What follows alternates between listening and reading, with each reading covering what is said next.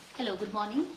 This is Akanksha from India Book of Records, and today we have Mr. Aman Dhawan with us, who has done. He is from Charkhi Dadri. Hi, Mr. Dhawan. How are you? कैसे हैं आप? बढ़िया madam, बढ़िया। जी जी। आज हम इनका एक achievement share करने वाले हैं आप लोगों के साथ, and he'll be explaining it himself that he has done expedition from Charkhi Dadri from Haryana and reaching Umlinga Pass and terminating an expedition at Charkhi Dadri on October and covering the distance of 2,700 kilometers despite being 70% disabled. Right? Mr. Dhawan, can you please introduce yourself first? पहले तो नमस्कार। मेरा नाम अमन धवन है और मैं चरखी दादरी हरियाणा से belong करता हूँ। प्रेजेंटली मैं पीएनबी बैंक में as a senior manager posted हूँ और इस राइड से पहले भी मैंने 3 राइड और की हैं। सबसे पहले 2021 में मैंने चरखी दादरी से और कारगिल की सबसे पहली राइड की थी मेरी।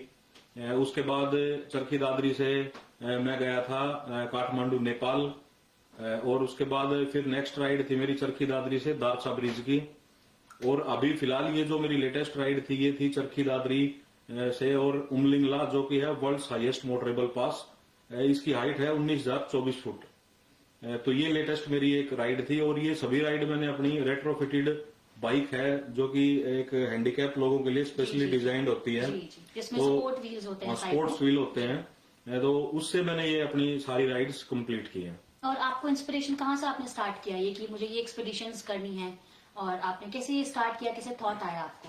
तो वो ये था मैम कि ना, जब जैसा कि आप जानते हो कि जो अपनी सोसाइटी है ना, वो हैंडीकैप पीपल्स को एक अलग ही दृष्टिकोण से देखती है। मतलब उनको वैसे तो देखते हैं कि हम सपोर्ट करते हैं, हम पर एक वो दिखाते हैं, दिखाते हैं कि हम आपको बहुत सपोर्ट कर रहे हैं, लेकिन एक्चुअल में आप देखोगे तो बहुत कम लोग होते हैं कि जो एम्पैथी में बिलीव करते हैं। एम्पैथी होता है कि आप सामने वाले को अपनी जगह पर रखकर उस जगह से देख रहे हैं, पर वो लोग ऐसे देखते हैं कि नहीं, हमें बस हेल्प करनी चाहिए, एक बेचारा वाली जो फीलिंग। हाँ, वो जो बेचारा वाली फीलिंग है ना, उससे ऊपर उठना था एक।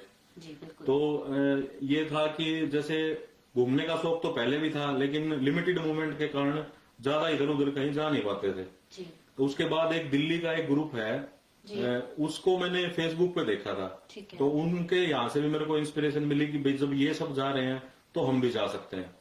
तो उसके बाद फिर मैंने एक बाइक ली अपनी नई और उसको मैंने फिर अपने हिसाब से डिजाइन करवाया, रेट्रोफिट करवाया।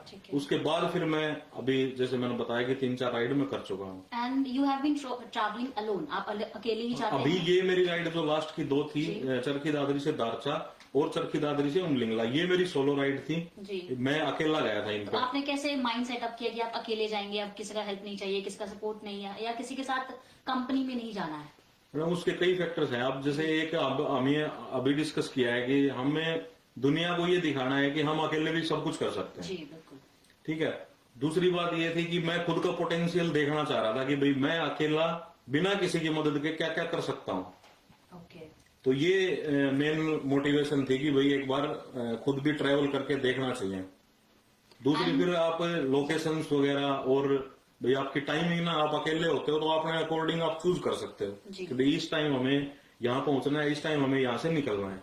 जब एक ग्रुप होता है तो आपको सबको इकट्ठा लेके चलना पड़ता है, सबके अकॉर्डिंग भी चीजें सबके अकॉर्डिंग भी करनी पड़ती है। So you covered 2700 kilometres which is incredible actually. And what were some of the biggest challenges you faced? आपको अकेले जाने में, सोलो ट्रैवलिंग में क्या challenges लगे? सोलो ट्रैवल में मैम एक तो ना, जो अभी हमारी ना जो गवर्नमेंट है वो कह रही है सुगम्य भारत, कि भाई हर जगह पे ना आप एक्सेसिबल बनाओ हैंडीकैप्स के लिए। लेकिन वो सिर्फ किताबों में लिखा हुआ है या इनके इंटरव्यूज में, वो एक्चुअल में फील्ड में कहीं नहीं है। काफी चीजें आपको ऐसी मिलेंगी। जैसे सबसे बड़ी डिफिकल्टी ये थी कि आप जब जाते हो तो आपको एक ले रीजन के बाद एक ऐसा रीजन स्टार्ट हो जाता है, सॉरी कारगिल के बाद एक ऐसा रीजन स्टार्ट हो जाता है कि जहाँ पे आपको मतलब ग्राउंड फ्लोर पे तो आपको कोई होटल मिलना मुश्किल ही नहीं, नामुमकिन है। मिलेगा ही नहीं कहीं। तो आपको फर्स्ट फ्लोर या सेकंड फ्लोर पे जाना पड़ेगा। वहां पे लिफ्ट्स की कोई सुविधा है ही नहीं कि भाई हम जा सकें। तो एक मेन वो थी कि भाई आपको थोड़ी चढ़ना पड़ता है तो डिफिकल्टी होती है। एक प्रॉब्लम ये थी। एक प्रॉब्लम ये थी मैम कि जो अपना यहाँ पे जो ऑक्सीजन लेवल है सी लेवल पे, उससे 50% डिक्रीज हो जाता है वहां जाने के बाद, तो थोड़ी सी सांस लेने में परेशानी होती है। ये उसको स्ट्रगल्स भी, आपने फेस हाँ किया ये स्ट्रगल थी। But you overcame it. हाँ ये सब हो गया। जी जी। कितने दिन में आपने ये एक्सपेडिशन पूरी की? ये मैं पूरी 12 अक्टूबर को शाम को मैं चरखी दादरी से चला था, लगभग 3-3:30 बजे के आसपास, और मैं वापिस आ गया था 25 तारीख को। ठीक है। तो मतलब लगभग 13 से 14 दिन की मेरी ये रही थी। एक दिक्कत ये है मैम कि जैसे नॉर्मल जो व्हीकल्स होते हैं ना, जैसे अपनी 2 व्हीलर बाइक है, वो बड़े आराम से चलती है पहाड़ों में भी। हमारी बाइक के साथ क्या है कि जैसे साइड में 2 व्हील्स और हो जाते हैं ना, तो आप उनको टर्न लेने में, अब पहाड़ों में टर्न आते हैं एक बार बिल्कुल अचानक से ही, तो उनको टर्न करने में थोड़ी दिक्कत होती है। तो हमें थोड़ी स्पीड ना आराम से चलानी पड़ती है। हम उस वे में से नहीं चला सकते जैसे बाकी राइडर्स जा रहे हैं। वो स्पीड से भी वो स्विफ्टली नहीं जा सकते। हाँ, उस वजह से भी थोड़ा टाइम हमारा बढ़ जाता है। Okay. And how would you describe your experience riding through the, जो आप अभी बता रहे हैं, टेरेन्स एंड एल्टीट्यूड्स, जो ऊंचाई है, जो टर्न्स हैं, and specially when reaching the towering Uminga pass, मतलब जब आप पहुंचे तो तब आपको मतलब अलग अलग एल्टीट्यूड्स मिले, ऊंचाई थी, तो वहाँ पे एक अलग फीलिंग भी आई होगी स्ट्रगल्स के बाद भी। तो what was your experience of it? Ma'am सबसे अच्छी बात तो ये है कि ना, वहाँ पहाड़ों में जाने के बाद ना आपको खुद के बारे में सोचने का बहुत टाइम होता है जी। नेटवर्क जोन है नहीं, आपको डिस्टर्ब करने वाला कोई है नहीं, मेडिटेशन आप कर सकते हैं। हाँ, अपने सेल्फ जो इंट्रोस्पेक्शन आपको करना है वो आप कर सकते हैं। आप हो और आपकी बाइक है और सामने सुंदर पहाड़ है जी। ठीक है, कहीं कहीं आपको बड़ी अच्छी हरियाली भी मिलेगी और कहीं कहीं दूर दूर तक आपको कुछ नहीं दिखेगा। ठीक है। और ये सोलो आप जा रहे हैं तो ये एक्सपीरियंस अच्छा रहता है कि आप सोलो अकेले वो चीजें व्यू कर रहे सोलो हैं? का बहुत अच्छा एक्सपीरियंस है मैम। आप एक जगह बैठो, एक चाय का कप लो और आराम से पहाड़ों को निहारो बैठ के। आपको दूसरा कोई ये कहने वाला नहीं है कि भाई चलो यार आगे रास्ता कवर करना है। जी जी। आपके हिसाब से आप मैनेज नहीं कर है, सकते आपका अपना मन है, आपको कैसे अपनी life. Okay.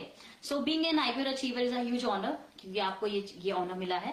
And what does this title mean to you? आपकी फैमिली ने कैसे रिएक्ट किया जब आपको ये अचीवमेंट के उनको पता चला कि आपको ये टाइटल मिला है? मैम फैमिली का ये है कि जैसे दुनिया से थोड़ा हटके वो सोचते हैं ऑलरेडी, क्योंकि उन्होंने बचपन से देखा है हमें। जी।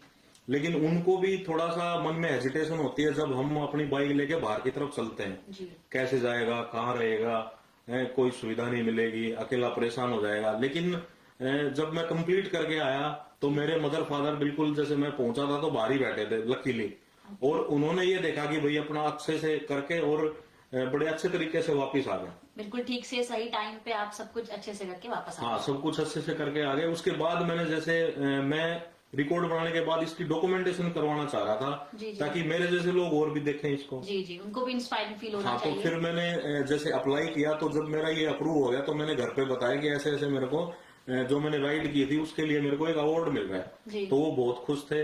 अब ये है उनका कि भाई आगे भी कभी जाएंगे ना तो वो शायद मना नहीं करेंगे। वही मेरा नेक्स्ट क्वेश्चन है कि आपका फ्यूचर गोल क्या है? आप कौन सी जगह टारगेट कर रहे हैं नेक्स्ट? फ्यूचर गोल मैम अभी फिलहाल है मेरा सिक्किम साइड जाने का प्लान है।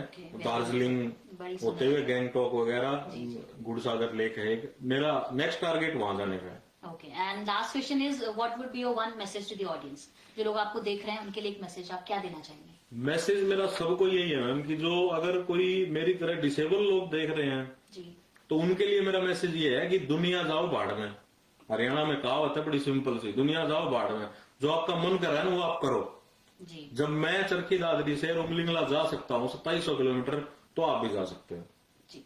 हमारे लिए अगर हमसे कुछ हेल्प चाहिए, कोई किसी चीज के बारे में पता करना हो, तो हम बिल्कुल रेडी हैं, हम बता देंगे। और अगर उनके मदर फादर देख रहे हैं, कोई भाई बहन देख रहे हैं, तो उनसे मेरी ये हाथ जोड़ के रिक्वेस्ट है कि भैया आप उनको सपोर्ट करो। ऐसे मत करो कि भाई यहाँ नहीं जाना, तो आप कहीं ट्रैवल कर रहे हो, बेचारा फील नहीं कराएं, बल्कि उनको सेफ्टी के साथ चीजें दें कि आपको हम सेफ्टी प्रोवाइड कर रहे हैं, but you should also live your life. बिल्कुल नॉर्मली आपको जीने की कोशिश करनी चाहिए। उसमें हर जगह टोका टोकी होती है कि भाई कहीं जा रहे हो तो बस में जा रहे हो तो बस में कैसे चढ़ोगे, तो क्यों जाना है, अपने घर रहो। ट्रेन में जा रहे हो तो भाई ट्रेन में कैसे चढ़ोगे, अपने घर रहो। खुद का व्हीकल है तो थोड़ा मूवमेंट थोड़ी इजी हो जाती है। जी जी। यही सजेशन है मेरा और यही रिक्वेस्ट है सभी से देखने वालों को। बाकी लोगों के लिए, नॉर्मल लोगों के लिए भी, डिसेबल्ड पीपल के लिए भी, कि we should live our life our way, और सेफ्टी के साथ, प्रिकॉशंस के साथ हमें जीना चाहिए। ये नहीं कि हम फ्री माइंड ही जी रहे हैं। तो अगर हम सेफ्टी फॉलो करते हैं, प्रॉपर रूल्स फॉलो करते हैं, तो कोई भी चीज इम्पॉसिबल नहीं है। एक अच्छी लाइफ जी जा सकती है। क्यों हमें अपने आप को लिमिट करना है, या किसी भी डिसेबल इंसान को क्यों अपने लिए लिमिटेशंस क्रिएट करनी है बहुत सारा, राइट? सो एक चीज मैं ऐड करना चाहूंगा, मैं इस अपने पॉडकास्ट के माध्यम से और आपके IBR के माध्यम से अपनी इंडियन आर्मी का बहुत धन्यवाद करना चाहूंगा। मैं एक्सपीरियंस बताता हूँ। मैं कारगिल से चला था अर्ली मॉर्निंग, तो कारगिल के बाद जो सबसे पहली पीक आती है वो आती है नमिकला पास। ओके। वहां पे आर्मी के बंदे मिले मेरे को, जिन्होंने देखा कि भाई अकेला घूम रहा है, तो उन्होंने भाई हमारा थोड़ा हेल्दी डिस्कशन भी हुआ, 5-7 मिनट हम रुके भी। तो उसके बाद उन्होंने मेरे को अपने कॉन्टेक्ट नंबर शेयर किए जी। उन्होंने ये भी बोला कि भाई अगर बाई चांस कुछ हो जाता है रास्ते में, पूरा लद्दाख एरिया में पूरी जगह हर जगह आर्मी है जी। आप किसी भी आर्मी कैंप में रुक सकते हो, आप किसी भी आर्मी से मदद ले सकते हो। जी। उन्होंने कॉन्टेक्ट नंबर शेयर किए कि भाई कहीं भी कोई दिक्कत हो जाएगा आप हमें बताना, हम आपको लेके आएंगे जहां पे भी आप होगे। जी। तो इसके लिए मैं इंडियन आर्मी का बड़े तहे दिल से धन्यवाद करना चाहूंगा। उनकी वजह से हम सेफली सिक्योरली पूरे भारत में घूम रहे हैं। जी, बिल्कुल। ऐसा ही सेफ्टी हमें कोशिश करनी चाहिए कि डिसेबल लोगों के लिए प्रोवाइड की जाए। जी। Okay, thank you so much mister Dhawan आपके टाइम के लिए, and we are very glad that we were able to give you this title from IBR। Thank you so much.